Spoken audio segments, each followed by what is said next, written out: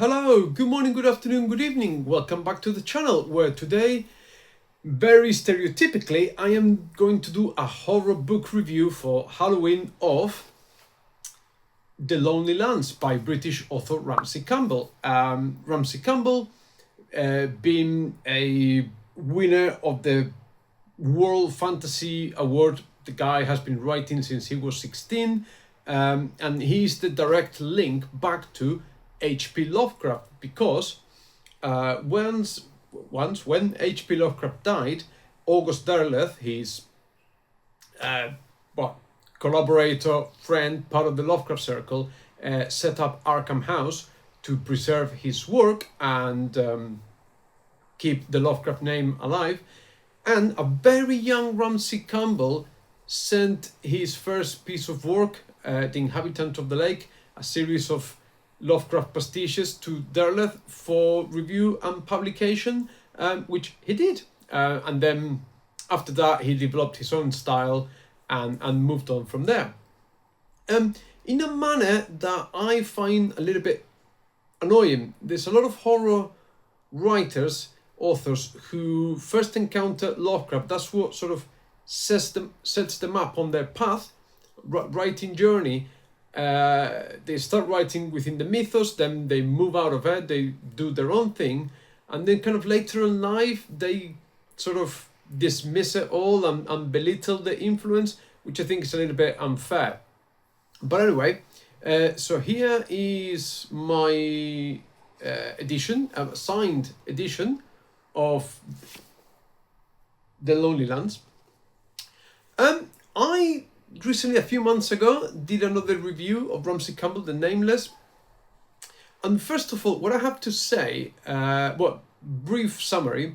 In the book, young man, his wife dies, and he is trying to carry on with his life after his wife dies. And the book deals with loss and trying to get on, and the difficulty of getting on with your life. Originally published in 2023, it's very influenced by the whole pandemic thing, when we had the people that were pro-mask and the anti-mask, and that permeates through the book. I guess we were all affected to a greater or lesser degree, and it was a divisive topic, and that sort of lays under the main plot of the story, which, however you feel about it, there's a little bit of that in here. I guess, well, for me, in the end, I was so fed up with the whole pandemic and the whole way it was managed that it was a bit weird to encounter it again in a horror book. And I don't think necessarily Mr. Campbell leans one way or the other. No, I think he does. He presents it in a way where there's clearly some people who are a bit more evil than others within those two groups. But what I found is that it really isn't a horror book. It has got paranormal elements to it, but just because you've got ghosts and ghosts speaking in voices to you, that doesn't necessarily make a horror, as I understand it. There's no feeling of dread. If anything, I would say there's a feeling of hope here. Some of the characters also feel a little bit underdeveloped and a little bit sort of mustache twirly hammy. So the in-laws, so the parents of the wife that died, they come across, I don't know, fairly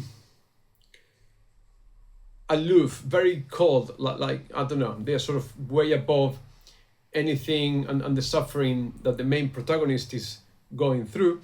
And then you've got sympathetic friends that are trying to help him, and maybe is there a nascent new relationship there, or is it not? And mostly it's a book dealing with grief and loss, which at all has got nothing to do with horror. The one thing I was very pleasantly surprised with, was actually the written language and the manner in which Mr. Campbell writes here. It felt at times sort of fairly poetic. I really enjoyed his writing style. It felt fairly elaborate, and just, to my opinion, it had a fairly high literature quality to it,